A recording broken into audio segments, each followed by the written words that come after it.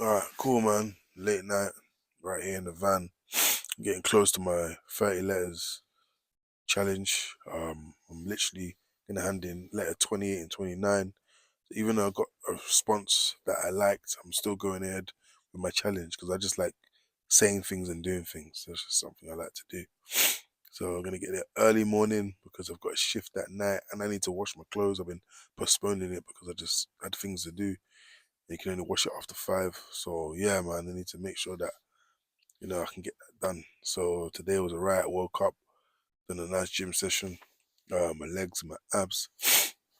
Did a little sauna. That was beautiful. And then after that, last minute call. Literally, I was getting ready to get my clothes to the place to wash them. And the next thing you know, bam! Like they called me and goes, "Can you work?" I was like, "Well, even better." So it was like what 4 hour shift. So I was like, "Cool." Next thing you know, one of my colleagues that was meant to come and finish the shift or start when I finish, he said, "Look, I can't make it. Can you do it?" I was like, "Yes."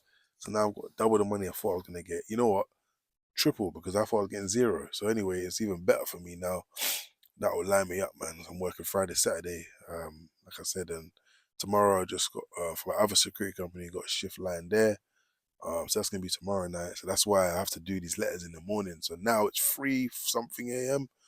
I've chose to sacrifice sleep now. I'm gonna be exhausted, but it's the price I pay for what I want to do, what I say I'm gonna do. So I'm gonna be up here. I'm gonna get myself, focused on something for the next 3 hours. I've got to leave at 6 a.m. So I'm gonna get on the bus there and then go to two different agents and then come back and then I'll just be doing whatever I need to do until I got work that night. And obviously before that I need to wash my clothes, come back, put it in the van, then go. So that's what I'm saying. I didn't want to do all of that and then try and like deliver letters in the middle of that. Do you know what I mean? I want to be able to say, look, I've done the letters, that's done, and then obviously I got my whole day ahead. But you know what? I'm proud of myself, brother. Proud that exactly I'm, sticking through this, even though it's hard, bruv, and it's like tough. And I feel like, you know, you are what you say you're gonna do. You know what I mean? That's the reality. You gotta push yourself when you don't feel like it, bruv. That takes a lot of determination and discipline. And like for me, man, I can't be having no stone unturned. It's not a joke for me. You know what I mean? I'm sleeping in the van. It's cold. So I've got no choice but to just do this. I can't be falling short on things, right? Because it's like, come on, there's too much at stake, man. I don't have the luxury of doing, you know, things and not following through. So anyway, that estate agents that gave me a call back, very, very promising. I gave them my CV. They spoke to me before, asked me about my sales experience, asked me if I had a license and a car. And basically, yeah, man, it seems like they're willing to give me an opportunity. So for me, it's like a win because I didn't spend nothing. A job? No, I didn't expect a job. I didn't. Obviously, I tried to get a job, but I didn't. I don't go into things objective driven because sometimes you try and plan things, you get disappointed, right? And you have expectations and you want to achieve, right? But this is it's out of my hands, meaning I can put the letters and go out there and do whatever. It's up to one person to look at it and say, you know what, this person might actually be a good fit for our company. So I don't know what they're gonna do, whether they're gonna create a role, because most stage and teams are tiny, especially the independent ones. So yeah, man, they've already asked me when I want to start.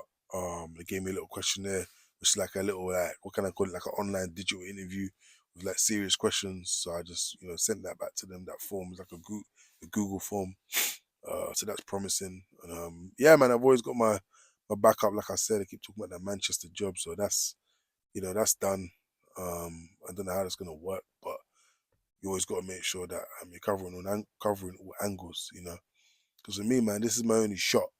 You know what I mean? If most people around me don't have, money and they're struggling and they're getting older, struggling, and they're okay with that, I'm gonna change the game. I'm gonna change this game for my generation, the generation above me, and then the next generation. That's the real game. So a lot of people pulled away from like their kids because of work. A lot of people tell me, "Oh my God, you're getting older, have kids. Come on, yeah, yeah, the time's ticking." I'm like, I'm broke right now. This is the worst time to have a child. But for me, it's like I look at the long game. I say, cool, if I could build myself up for the next few years, um, and when I do have children, I can invest the time. The time is what you miss the most. You don't want to spend 40 hours a week working a job You know, I want to have a business and a flexible schedule enough that I can spend time with my kids growing up. I don't want to be paying for a nanny. You know, it's just the reality. And you want to stop working. That's the reality. At the end of the day, we all trade our time for money.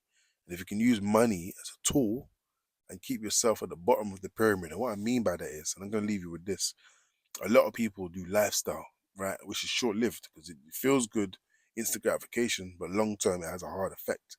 So I would say, anybody that has money, put money into things that make money, right?